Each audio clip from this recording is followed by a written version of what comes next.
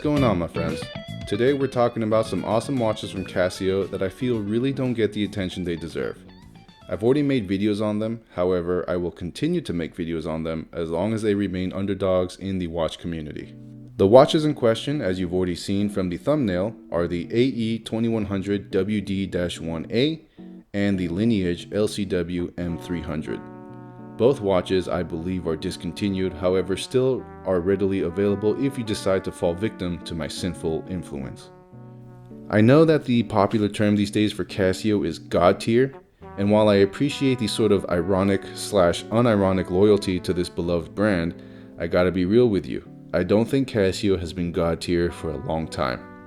I think they were God tier maybe 10 years ago, but now I find myself consistently unimpressed with their standard catalog. And look, I'm not saying that there aren't good Casios out there. All I'm saying is that compared to the Casios of the 90s and early 2000s, most Casios today are whack. But these two watches I'm talking about today are outliers in my book and deserve all the reverence that comes with the title God tier. Let's get the details you care about out of the way first, starting off with price. The AE2100 averages around $60 and the LCW is around $130. Even though these watches are becoming increasingly scarce, they are still relatively affordable.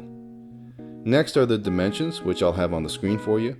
Personally, I think they are beautiful, being perfectly sized for both small and large-wristed people. The AE2100 might be a little big for some, but it's so comfortable to wear that I promise you won't complain about it. The LCW is a bit more conservative, but it makes a statement with its pleasant density without being gaudy or overly high-tech. Speaking about density, that's really the theme of today's episode and why I love these watches so much. Both the 2100 and LCW have that solid feeling that doesn't get in the way and leaves you with a feeling of quality and digital superiority. The AE2100, while not fully metal, has a great metal bezel and bracelet that makes you feel like you got every bit of your money's worth. As much as I love digital watches, most of them are cheap feeling to me, and that is not the case here. Aesthetically, the AE2100 invokes the same appeal that you would get from the AE1200, also known as the Casio Royale.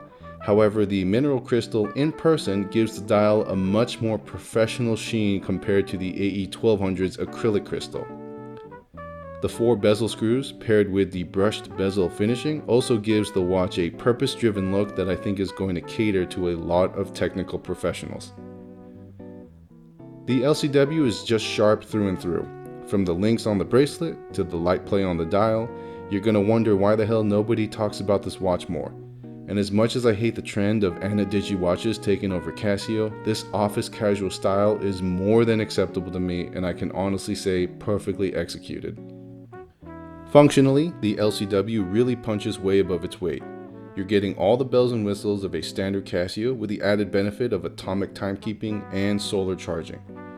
That means you're spending just over $100 for a watch that's going to be your loyal sidekick for well over 15 years, and all the while it's going to look clean doing it. The interface is fairly user-friendly, and the mode subdial allows you to use a separate feature on the digital display while still being able to tell the current time with the analog hands.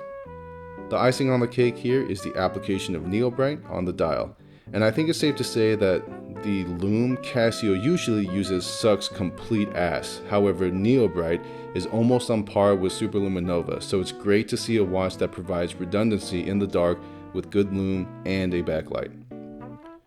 The AE2100 is going to have the typical feature set that you're used to with every other Casio watch. But the 10-year battery life means that this watch is going to outlive any intended use you have for it, and the 200-meter water resistance means it'll do so comfortably.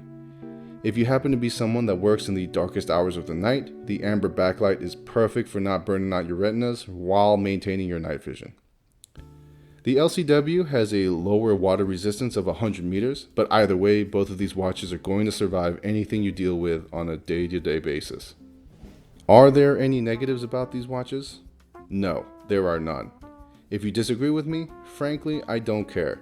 These watches arrive with the full package: quality, value, functionality, practicality, longevity, and the unquantifiable X factor that makes you smile when you hold a watch in your hand. If you ask me which readily available Casio I would recommend to you, it would be either of these watches, no contest.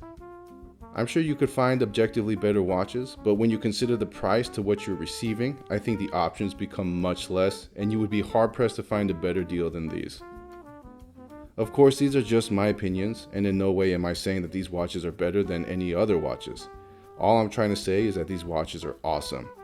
But I think that's enough of me fangirling over watches for now. I hope you found this episode at least mildly entertaining.